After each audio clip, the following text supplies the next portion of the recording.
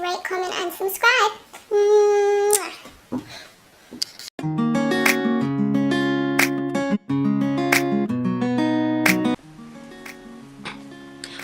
Hi guys, welcome back to my channel. So today's video is going to be a little bit different. I'm going to be talking to you guys about how to become a successful hairstylist. So if you follow my channel, you will know that I am a hairstylist. I've been a hairstylist for about, I guess I qualified back in 2013 as a hairstylist. I got my level 3 diploma. I've done level 2 and level 3, so I'm as qualified as you can get. You can go on to level 4, but level 4 is more of a managerial aspect of whether you want to like open up your own salon, etc, etc, but you don't actually need it to open up a salon. So I don't think I'm going to go and get my level 4. I think level 3 is more than enough for me. So firstly, I just want to state that when becoming a hairstylist, I think it is essential that you get your education first, especially as it doesn't matter what type of hair you're going to be doing. Here in London, when you go for training, it can vary on which college you go to. So for example, I went to Carshalton College back when I went to college, and I didn't know that in college you don't learn how to do afro hair. So when I actually initially applied for college, I didn't know that in college you don't learn different types of hair. Like obviously hair is hair, and when I'm applying for college I'm not thinking, oh, I'm only going to be doing European hair, I'm only going to be doing afro hair. I'm thinking hair is hair. There's so many different races in London, so I would expect to be learning different things. But when I did get into college, they did tell me, well, they let me down after I think enrolling, and said that I would not be learning afro hair. So if you're someone who specifically wants to learn afro hair, I would say get in with a good hair salon. You need to find a hair salon that is a reflection of yourself, your personal style. So for example, if you're someone who likes very edgy haircuts and you like to have loads of colour, find a salon that specialises in that. So for example, I worked in quite a few salons before I found a salon that I was comfortable in. So the salon that I found I was really comfortable in was,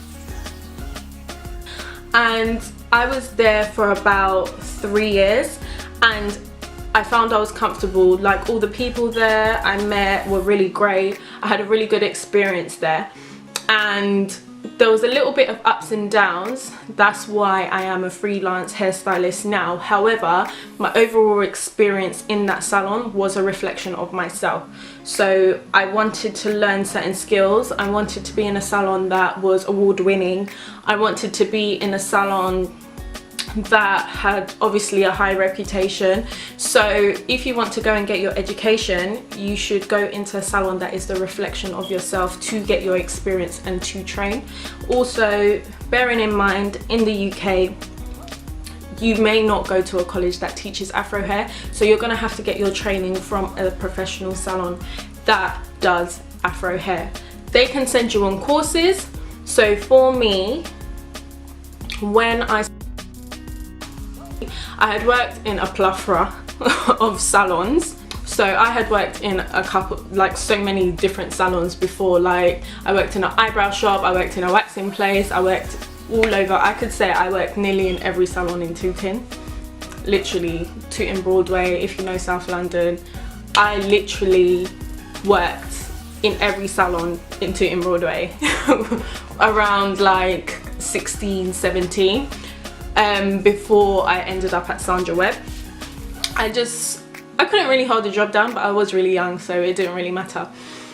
But basically, when I started at Sandra Webb, obviously I told my boss at the time that I didn't learn any afro hair. So when you get put into a professional salon, then you can obviously be put forward for different courses. So different companies such as Avalon came to the salon. So Avalon are the people who make hair care products. They make all the Avalon products, Syntonics, and a couple others. And they came to the salon and they trained us. So that's how I know how to use all the products professionally. And as you can see in all of my videos, I pretty much only use Care. I only use a firm in all of my client videos. However, you will see other products come in here and there along my channel because I don't just stick religiously to Avalon products. Also, when it comes to training at a salon, whether you're doing an apprenticeship or you're at full-time college, for me personally, I would ask for extra colouring courses. So I went to the Goldwell Academy in London and I got colouring courses. At the time we was using Goldwell. However, at college I learnt L'Oreal colours, but I think that for whatever salon you're going to be working at, you need to go on a training course for the colour that they use, or there should be some sort of model night system where someone can come in and teach you. So yeah, when first starting up as a young hairstylist and you found a salon that is a reflection of yourself, it's not going to be smooth sailing all the time. So in salons, when you are a newly qualified stylist, you are going to have to do training nights and model nights. Now, when you're a new hairstylist, the best thing you can do is arrive to your model nights on time with a model and practice as much as you can. For me, I wouldn't be the stylist that I am now if it wasn't for model night. I literally learnt most of my skills from other stylists within the salon. So for example, my model night was on a Wednesday. The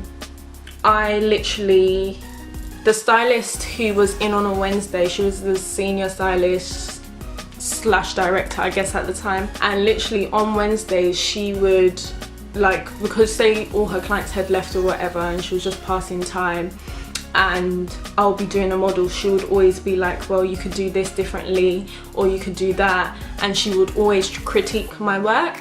And the thing is, because she was constantly critiquing me, obviously sometimes you may be sensitive to it, but you need to learn not to. You really need to learn to bite the bullet and just get over yourself at that moment, because it's really like self-development.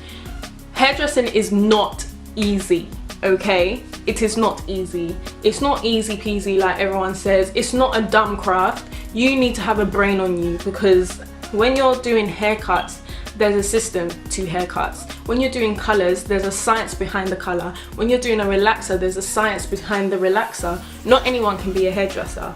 I'm just letting you know from now. So if you want to be a hairdresser, you have to make sure that you have the passion to become a hairdresser. Otherwise, you're not going to get very far being a hairstylist. So as I was saying before my little rant, would literally critique my work and stuff like that, and it was really good in building myself, because like every Wednesday when I would bring a model, I would always kind of look for her critiques. So every week I would be like, oh, what should I change this week? Oh, your cuts are a little bit, you know, say it was not symmetrical, or I wasn't spending enough time cross-checking. Then she would notice, and also she would notice when my techniques had changed. So like, she used to make me cry, like literally. I was such an emotional student though, like back when I was like training and stuff. Like she would come to me and be like, you need to do it this way, you need to change how you're doing it. Or she was just very blunt. There was nothing wrong with her, she was just very blunt and she said it how it is. But bless her, she was just so like sweet in the end. Like I would run off into the back like crying, like, oh my gosh, you hate my work. And she would literally be like, oh Flo, don't worry about it, you know what I mean? Like she'll be like, don't worry about it, but she was like toughening me up. So like it was just ridiculous how much I used to cry because of this woman when I was training. But the thing is with her is I have to give credit to her because she was such a good teacher. She literally broke it down step by step, and she gave you all of the academic wording, terminology. She gave you all of the terminology, the correct terminology. And because of all of them successful stylists around me, and all of them people who all encouraged each other, and they were all really positive, like they really encouraged me to do well. Because of them, I do believe that it helped me become the stylist that I am. Like the whole team, like if I didn't have my team back then, I mean I still love them till today even though I don't work there. If I didn't have my team, my solid team, I would not have gone on to be the stylist that I became. Like when we got new juniors, I was able to teach them. Remember when initially being in the training stages, like literally remember that it's not that deep and you're gonna come out on the other side. So that's my advice to anyone who is becoming a new stylist. Now the next thing I want to touch on is why I am no longer in a salon as an employee, and I've transitioned to freelance. So I had a nice little startup at that salon. I had a healthy amount of time at a good salon with a good foundation, with a good team. But one of the stylists, Marie, she moved on and she opened up her own salon. However, I did not jump and leave with her. What happened is I literally left the salon. I decided to go back to university. So at the moment I'm at university, and basically what happened is I took the choice to go to university and basically leave the salon, and I needed just some time out. Ever since I was 14, I can literally say I've never had a Saturday off. I mean, I've had them here and there because back at the old salon we was only allowed to take something like 2 Saturdays off a year, and then before that I only had a Saturday job. So basically I've been working Saturdays since I was 14. My first job I got was when I was 14, literally in the salon, sweeping the floor, like doing a little tea and coffee. That was my job back in when I was in school. I had a little Saturday job. So I really hadn't enjoyed my life basically. I mean, I had reached 21. I had never had a whole summer to myself and just gone crazy or anything like that. So I decided to go back to university, and I thought, let me just take a year out, okay, and do some clients on the side and see how it goes. So basically what happened is I took a year out, but it turned out to be the best year of my life. Best year, hands down. So I left the salon. I decided to become freelance, and I literally made the most money from just becoming freelance. I literally had time to study. I was working for myself. I literally had built such a high clientele from working in a salon, and most of them people that I took with me. So for example, when you're working in a salon, it's always good to make sure that everyone has your Instagram. Now, when you're working in a salon, don't even try give your number to anyone, because it is the biggest disrespect to your boss. So the easiest way to gain communication with your client is to tell them to follow you on Instagram or add you on Facebook, etc, etc. However, Instagram is the biggest platform, a big-ish platform at the moment. So I literally told all my clients, follow me on Instagram, and that was it. So people followed me on Instagram, and that's how people sort of not moved with me, but people knew how to contact me from then. So I basically invested in a sink, I invested a portable sink, I invested in a hood dryer, I invested in myself with my last paycheck, and literally I was making money. Like, nearly all of my clients kind of left with me. Some of them stayed, but some people do like a salon experience, and I'm going to get to why I am back in a salon now after this. But becoming freelance was the best thing ever for me. If you are a hairstylist, I do encourage you to go to college, get all your training and work in a salon for a period of time. The only reason I say that is because if you go to college, it will straighten you out so you won't have any bad habits. Then you'll be training in a salon. If you're in the right salon, you won't learn any more bad habits. You will learn to work in a system so that when you go to a highly respected salon again afterwards, they will know that you are trained by someone who's highly respectable, and they know that they can employ you just like that. You know the system basically. Whereas, like, for example, if you go and work from Tony and Guy, and then you was working in Tony and Guy, and then you decide to move on to Headmasters knows how Tony and Guy train their employees, so they know how to tweak you a little bit. Say some things are different, they know how to tweak you a little bit. Whereas if you just come from any salon, like any salon from anywhere, like they don't even know the salon, they're like, you worked where? Like, they're not going to employ you. They don't know where you're coming from or what you've learned. So I would say definitely go to a salon and train there before you go freelance or become a mobile hairstylist, because being a mobile hairstylist, you will lose all your house training. Basically, you'll lose all your skills in the salon.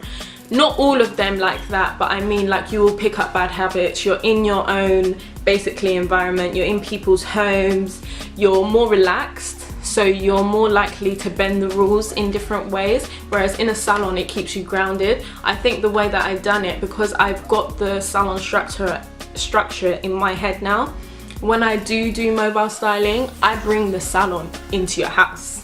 Like, literally, I've got the portable sink, I've got the same relaxer you used in the salon, I've got the same products you used in the salon. I bring you a salon service to your house. However, not everyone wants you to come to their house, and not everyone wants to come to your house.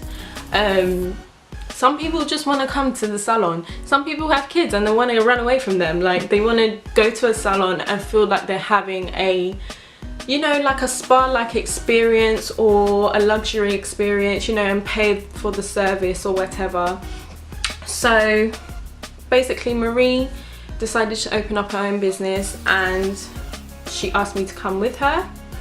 Well, not come with her like that, because I had already left. I had been working freelance for a year, and the thing you have to understand about freelance is you'll have up times and you'll have down times. Whenever you have up times, you prepare for the downtime, because the up time is the time where all of your clients, say everyone had single plaits, and they're going to keep their hair in for 6 to 8 weeks, maybe, roughly, but everyone done it in the same week. You're going to have 8 weeks where those clients have single plaits in their head, and then no one's calling you at that time. So what you need to do is build a solid foundation for when you may not have money. So make sure you prepare for the rainy days, basically, always. But basically, I was going through the rainy days, which is like, I would say around April, May, when people aren't really doing their hair so much, or around January and February, where it's just been Christmas and everybody's broke as hell. So I decided to go into the salon again. However, I still decided to be freelance, because it just allows you to have that flexibility, so that when you do get work, you can take the time off. However, when you're on contracted hours, it's very difficult. It's basically like working a normal 9 to 5. You have to ask permission for time off and everything like that. Whereas with freelance, you're basically a free spirit. And I'm just someone who is a real free spirit. Like, I don't like being tied down at all. So it's really working out for me at the moment. But my advice to anyone who is who wants to become a hairstylist is to have both, because sometimes some of your clients don't want to come to your house, and some people, you know, as I said before, don't want you to come to their house. They want to go to the salon. So I have 2 days in a salon for all those clients who basically do not want any kind of house situation to happen. They want to come to the salon. And I have mobile styling for those people who say you've got loads of children and you've got school run at different times and you can only fit in a tiny slot but you can't leave your house. I can come to you. So it's nice to have the flexibility. I would say always allow both. I would say keep a salon job so that you have a solid income for the rainy days, but then keep your freelance and mobile styling on this side so that you are still making money on the side and you're able to keep it and you're able to, you know, grow your own business at the same time. Right guys, so let me know what you think of this video. This video has been so different. Like, it's been like a really long chit chat kind of video. Tell me if you guys like it. I'll do more sit down videos in future if you guys like these types of videos, but I don't know what I'm going to title this video because it's just been like such a long video that it's kind of like hairstylist advice, but my personal journey and my personal take on it. If you have any questions on anything I've said in the video, comment down below, because sometimes I don't really plan these videos too well, so I just kind of sit in front of the camera and just start talking. So if you have any questions or have any suggestions on future videos, please let me know. And I'll see you guys in the next video.